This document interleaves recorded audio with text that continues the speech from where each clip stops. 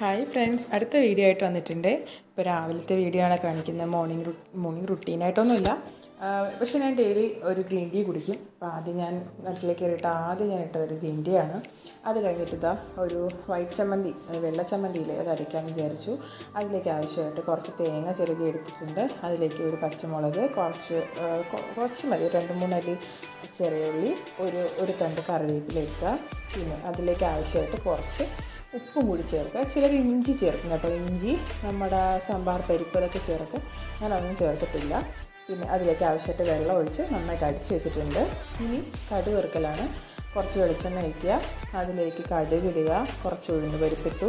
ഇനി അതിലേക്ക് ഒരു തണ്ട് കറിവേപ്പിലയും ഇട്ട് കടുക് വറുത്ത് ആ ഉഴുന്ന് പരിപ്പൊന്ന് ബ്രൗൺ ആകുമ്പോഴേക്കും തീ ഓഫ് ചെയ്യുക. എന്നിട്ട് അതിലേക്ക് നമ്മുടെ ഈ അരപ്പ് ചേർത്ത് കൊടുക്കുക. അതിലേക്ക് അരപ്പ് ചേർത്ത ശേഷം പിന്നെ ഫ്ലെയിം ഓഫാണ്, തിളയ്ക്കാൻ പാടില്ല. ഓക്കെ, ചമ്മന്തി റെഡി ആയിട്ടുണ്ട്. ഇനി അടുത്ത് ദോശ ചുടലാണ് കേട്ടോ. ഞങ്ങൾക്ക് ആവശ്യമായിട്ടുള്ള ദോശ ചുട്ടു.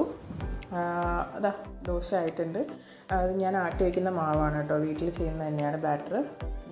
ഇനി അടുത്ത് മോന് ദോശയാണ് കൂടുതൽ ഇഷ്ടം. അതുകൊണ്ട് തന്നെ മിക്ക ദിവസവും വീട്ടിൽ ദോശ ഉണ്ടാവാറുണ്ട്. ദോശ, അപ്പം ഇത് തന്നെയാണ് അവന് ഏറ്റവും കൂടുതൽ ഇഷ്ടമുള്ള സാധനം. അപ്പോൾ ഇതാ എടുത്തു, പലഹാരം അതാണ്. അങ്ങനെ എടുത്തു, ദോശ എടുത്തു, അതിലേക്ക് കുറച്ച് ചമ്മന്തി ഇട്ട് മോന് കൊടുക്കാണ്. ഈ മോൻ്റെ എക്സ്പ്രഷൻ നോക്കണം, അതിന് ഭയങ്കര ഇഷ്ടമാണ് ദോശ ചമ്മന്തി.